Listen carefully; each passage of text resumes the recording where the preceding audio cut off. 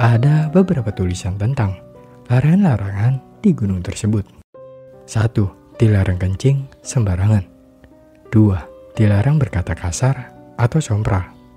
3. Dilarang buang sampah sembarangan. 4. Dilarang menebang pohon. 5. Dilarang mendaki setelah azan maghrib. 6. Dilarang memakai pakaian biru, namun salah satu dari kami memakai pakaian biru. Lagi pula, kalau yang melanggar gua, kenapa mereka yang mati? Assalamualaikum warahmatullahi wabarakatuh. What's up, dulur dan kawan-kawan. Kembali lagi bersama gua, Paul. Dan di kesempatan kali ini, gua akan menceritakan kembali kisah mistis. Yang dimana kisah mistis ini yaitu adalah pendakian gunung. Yang dimana sekelompok anak muda ini melakukan pendakian ke gunung.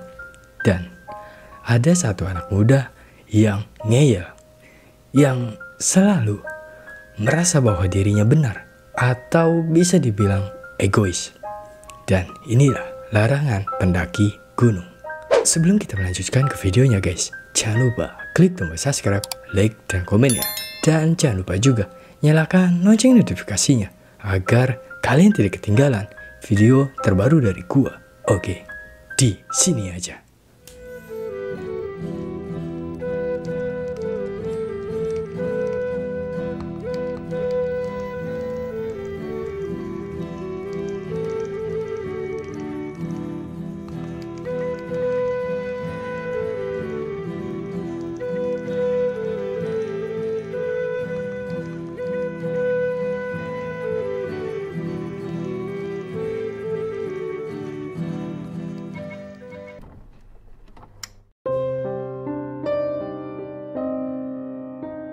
Hai, namaku adalah Dadan. Aku sekolah di salah satu sekolah favorit di kabupaten. Singkat cerita, waktu itu adalah hari pertama masuk sekolah setelah MPLS, masa pengenalan lingkungan sekolah. Dan aku masih belum punya teman yang cocok. Dan pada saat aku berangkat sekolah, aku berpapasan dengan seorang anak yang satu kelompok denganku. Dan dia bernama Otoy. Dia adalah cowok berkacamata yang mempunyai kepribadian cuek. Namun, aku rasa dia masih belum cocok denganku. Kemudian, ada orang yang mengajak kenalan kepadaku. Namanya adalah Hasan dan juga Andrian. Mereka berasal dari satu sekolah yang sama. Hai, siapa namanya? Hai juga, saya Dadan. Nama kamu siapa? Namaku Hasan.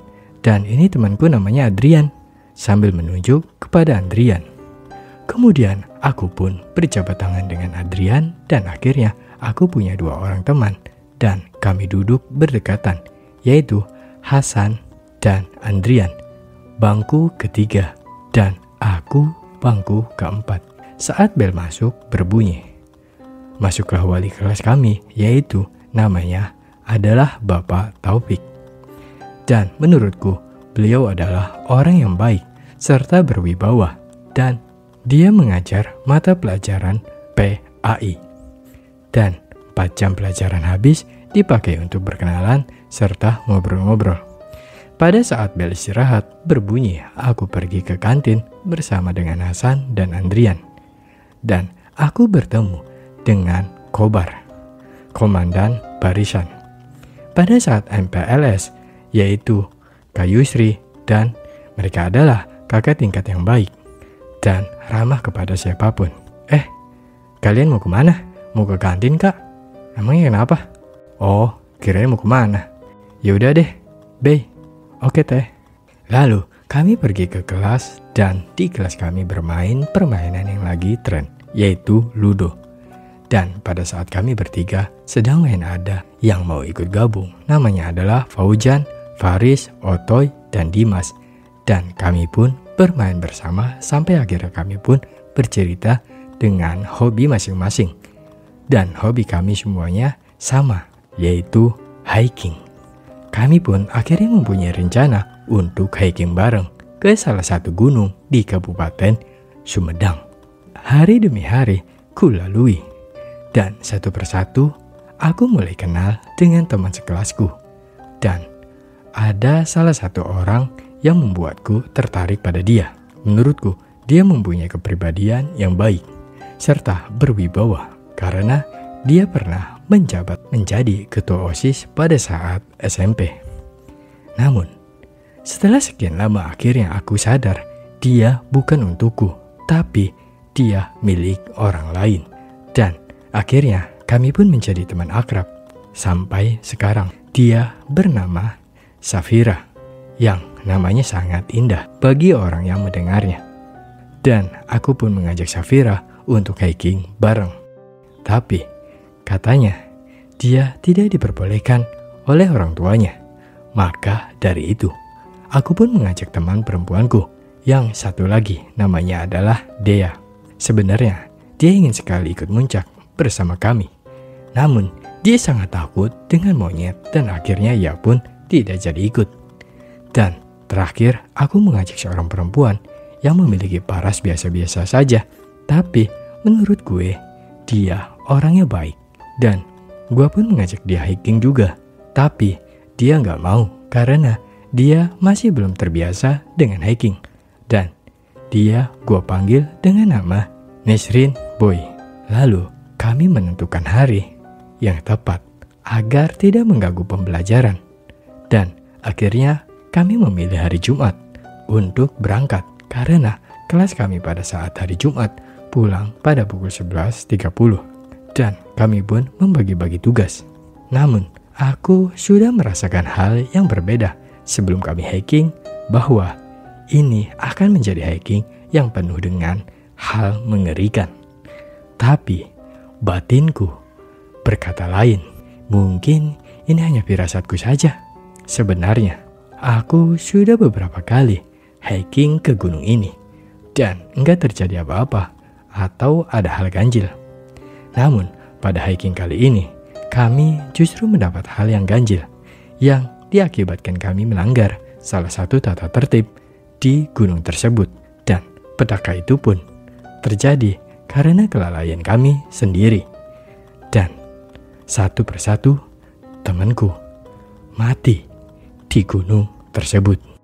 Setelah rencana kami matang untuk hiking bareng ke gunung tersebut, akhirnya kami menentukan hari dan tanggal yang tepat, yaitu pada hari Jumat setelah pulang sekolah dan pulang pada hari Sabtu sore.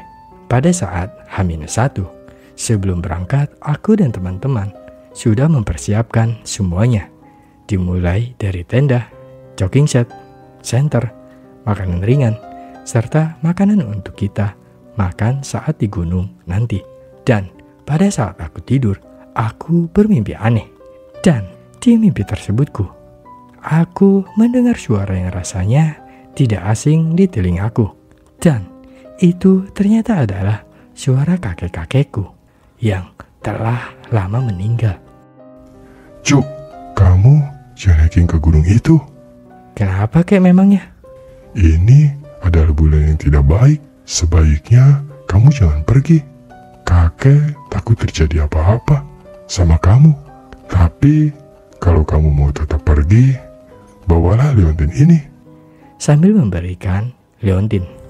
Ketika aku mau bertanya lagi tentang apa yang terjadi, tiba-tiba aku terbangun karena alarm berbunyi.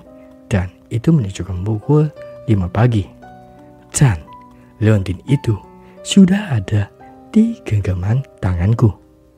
Aku pun masih memikirkan tentang pesan kakekku. Tapi aku pun akhirnya cuek dengan pesan tersebut. Dan batinku berkata, itu kan cuma mimpi. Kemudian pada saat aku mau berangkat sekolah, tiba-tiba ada seorang anak yang entah siapa namanya. Dia memegang tanganku. Dan dia berkata, dengarkan nasihat kakekmu. Jangan sampai hal yang tidak baik kamu inginkan menimpamu. Dan tiba-tiba anak itu menghilang dari genggaman tanganku dan aku berkata dalam hati, mungkin tadi cuma hayalan belaka. Tapi kejadian aneh terjadi lagi. Aku terasa diikuti oleh seseorang Dan ternyata itu adalah seorang perempuan yang menatapku dengan tajam. Tapi aku menghiraukan tatapan matanya. Dan aku pun terus berjalan. Dan tiba-tiba perempuan itu tepat berdiri di depan mukaku. Sontak aku pun kaget dan bertanya kepada wanita itu, "Kamu siapa? Kenapa kamu terus mengikutiku?" Kamu sudah diperingatkan 2 kali, dan kamu tetap saja melanggarnya. Mengapa dia bisa tahu? Gumamku dalam hati. Kemudian datanglah dokter. "Maaf dek, mbak ini gila. Dia kabur dari rumah sakit." Lalu dokter pun membawa perempuan misterius itu. Dan perempuan itu berteriak dengan kencang, "Kamu dan kawan-kawanmu akan mati. Hahaha." Dalam hati aku bergumam, apakah ini betulan? Tapi kalau kebetulan, bagaimana mungkin dia bisa tahu tentang rencana kami akan hiking? Hal ini menjadi pertanyaan yang terus aku pikirkan. Firasat. Setelah pulang sekolah, aku pun mempersiapkan segalanya untuk pergi hiking dan menghubungi teman-temanku. Dan mereka juga sudah siap. Namun, hal yang tidak aku inginkan terjadi, yaitu kedua orang tuaku tidak mengizinkanku untuk berangkat. Padahal mereka sudah mengizinkanku beberapa hari yang lalu. Lalu, aku pun marah kepada kedua orang tuaku. "Pah, kenapa? Kan hari-hari kemarin boleh. Kenapa sekarang jadi nggak boleh?" Pokoknya kalau nggak boleh ya nggak boleh. Lalu, aku pun pergi ke kamar dan menangis karena nggak bisa pergi hiking bersama teman-temanku. Tapi tiba-tiba kedua orang tuaku masuk ke kamar. Kamu kenapa menangis? "Kan tadi mama sama papa gak ngizinin aku buat hiking sama teman-teman." Loh, mama nggak bilang begitu. Malahan, mama baru pulang dari kantor sama papa dan dengar kamu nangis. "Tapi tadi mama..." Udah, lupain aja. Mungkin tadi kamu ngehayal aja. Udah cepet, sana berangkat. Nanti malah nggak jadi hikingnya. "Makasih ya mah, pah." Aku pun berangkat ke titik kumpul. Dan di perjalanan, aku terus memikirkan kejadian tadi. Mengapa bisa kedua orang tuaku berkepribadian ganda? Dan apakah ini sebuah peringatan? Mungkin ini hanya kebetulan. Lagi pula aku gak percaya dengan yang begitu-begituan. Setelah aku sampai di titik kumpul, kami pun akhirnya menemui tukang angkot yang sudah dari tadi menunggu kami.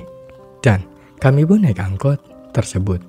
Selama di perjalanan, kami banyak ngobrol, bincang-bincang, dan bercanda bareng.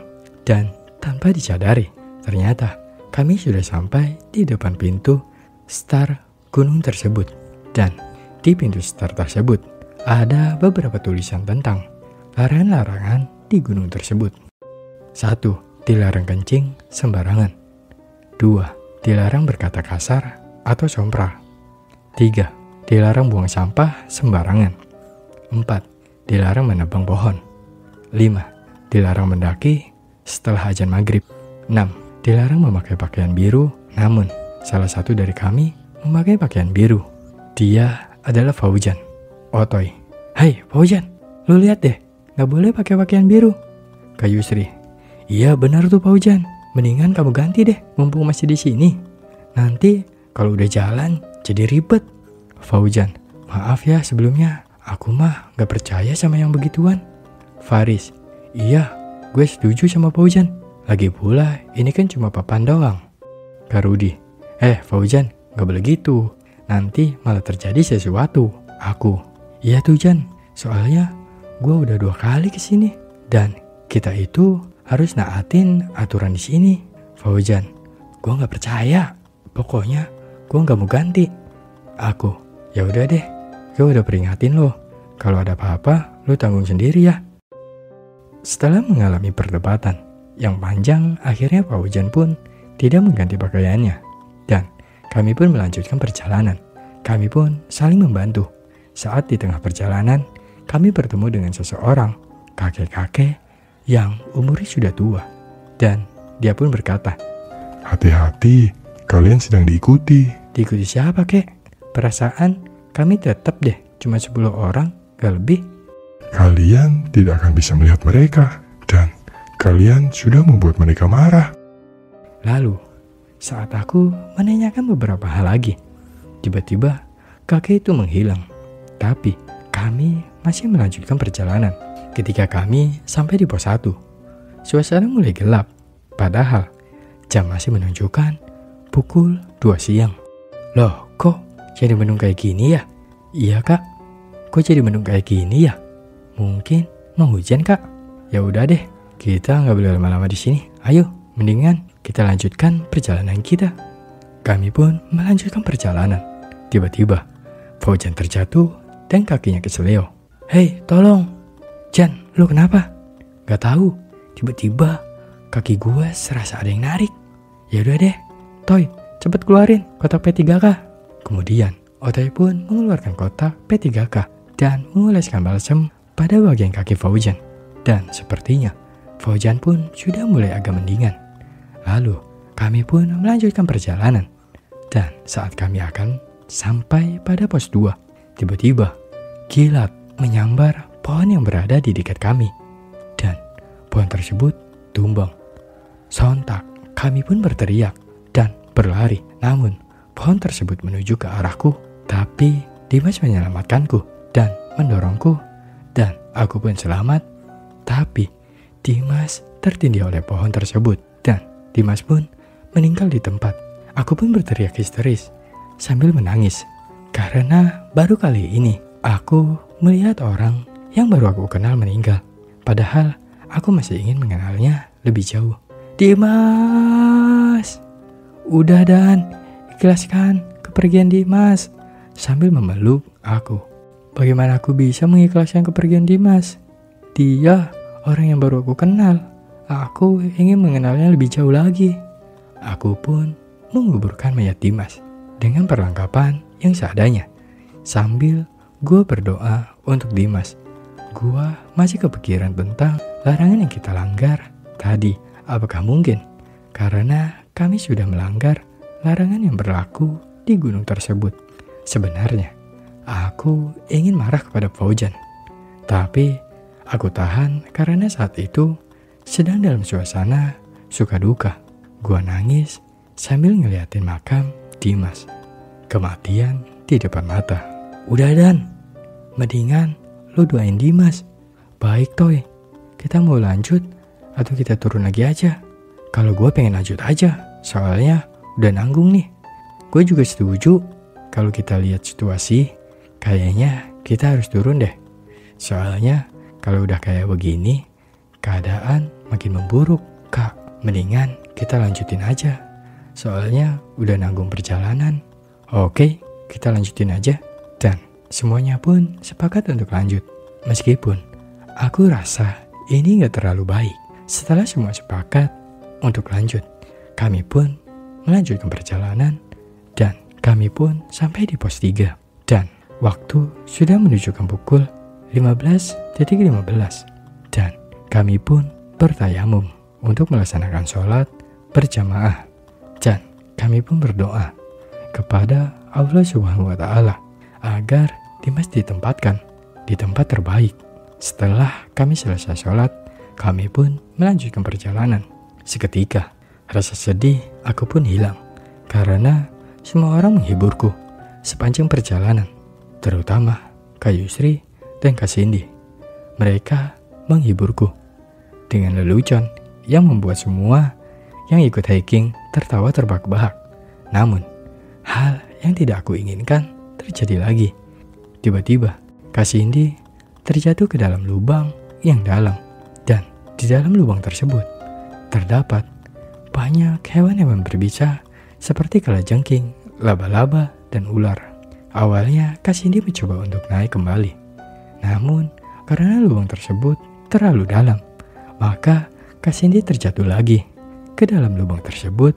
Dan sepertinya Kak Cindy sudah mulai kelelahan untuk memanjat kembali ke atas. Di atas, kami terus berteriak kepada Kak Cindy, terutama Kak Yusri, karena mereka udah temanan selama 3 tahun. Dan Kak Yusri sangat takut kalau harus kehilangan sahabatnya itu. Cin, lu gak kenapa-napa kan? Gak apa-apa Yus, cuman gue udah lelah buat manjat. Kayaknya gue bakalan mati di sini. Jangan ngomong begitu Cin, gue yakin lu pasti bisa. Lu bertahan ya di sana. Gue sama teman-teman mau ngeluarin dulu tali buat lu. Lalu kami melemparkan tali kepada Kak Cindy. Namun hal itu sudah terlambat karena Kak Cindy sudah digigit ular. Sebelum kami melemparkan tali itu ke dalam lubang, dan akhirnya Kak Cindy meninggal di dalam lubang tersebut. Kemudian Kak Yusri dan Kak Anissa berteriak histeris karena teman mereka meninggal digigit ular. Dan Kak Yusri mencoba untuk masuk ke dalam lubang tersebut. Namun kami menghalanginya dengan memegang Kak Yusri sampai ia tidak jatuh ke dalam lubang tersebut karena sangat berbahaya. Sambil terus menangis, Kak Yusri mencoba meronta supaya dia bisa masuk ke dalam lubang tersebut. Kak Yusri tidak bisa melakukan apa-apa. Akhirnya ia pun mencoba untuk mengikhlaskan Kak Cindy. Sambil menangis, ia terus memandangi jasad Kak Cindy di dalam lubang. Cindy, kenapa lu ninggalin kita? Kita udah 3 tahun bersama-sama. Dan lu pergi begitu aja, tanpa ada pesan sedikit pun. Kenapa lu cepet banget ninggalin kita? Padahal gue banyak salah sama lu. Dan semuanya pun terdiam melihat kejadian tersebut yang entah kebetulan atau peringatan. Dan aku pun berpikir bahwa ini bukanlah suatu kebetulan, karena sudah 2 kematian yang mati secara tidak wajar. Dimulai dari Dimas yang terkena rubuhan pohon dan Kak Cindy yang terjatuh ke dalam lubang dan meninggal. Mungkin ini peringatan buat kita bahwa kita harus mentaati tata tertib yang ada di gunung ini. Tiba-tiba Kak Cikal berbicara. Menurutku ini ada hubungannya dengan pakaian yang Fauzan pakai. Aku pun setuju Kak. Iya, aku juga. Soalnya pada saat aku hiking terakhir kali, gak pernah ada kejadian-kejadian seperti ini sebelumnya. Dan hiking yang pertama kali pun tidak pernah. Eits, tunggu dulu. Bagaimana mungkin sebuah baju bisa mencelakakan orang-orang? Lagi pula, kalau yang melanggar gua, kenapa mereka yang mati?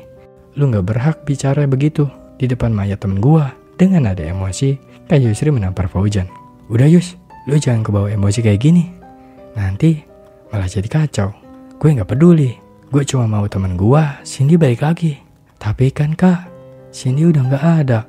Lu diam. Atau lu mau gue gampar juga? Benar apa kata Dadan dan Rudy Yus? Lo harus tenang. Lo gak boleh kayak gini. Setelah mendengar perkataan Kak Cikal, Kak Yusri pun menangis terseduh-seduh. Gue gak mau kehilangan teman-teman gue lagi Kal. Gue takut kalau sampai terjadi apa-apa sama kita. Kayaknya kita harus turun deh. Suasananya mulai gak enak di gunung ini. Aku setuju Kak. Memang awalnya aku menganggap kejadian ini sebagai yang kebetulan. Namun setelah melihat 2 orang yang meninggal, aku rasa ini bukan kebetulan. Gue gak setuju. Ngapain cuma gara-gara hal ginian harus turun lagi coba? Iya sih kata Fauzan. Kita udah nyiapin semuanya dari jauh-jauh hari loh. Masa mau turun aja? Apa kalian gak sadar ya? 2 orang dari kita itu udah meninggal loh. Apa lo mau ada yang mati lagi? Oke, semuanya tenang. Yang rencana ini kita harus bisa mengambil keputusan supaya gak ada lagi yang meninggal. Pokoknya gue mau tetap lanjut.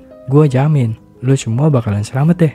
Setelah mengalami perdebatan yang cukup panjang, akhirnya kami memutuskan untuk melanjutkan perjalanan dengan syarat Fauzan yang akan bertanggung jawab apabila terjadi hal yang tidak diinginkan kembali.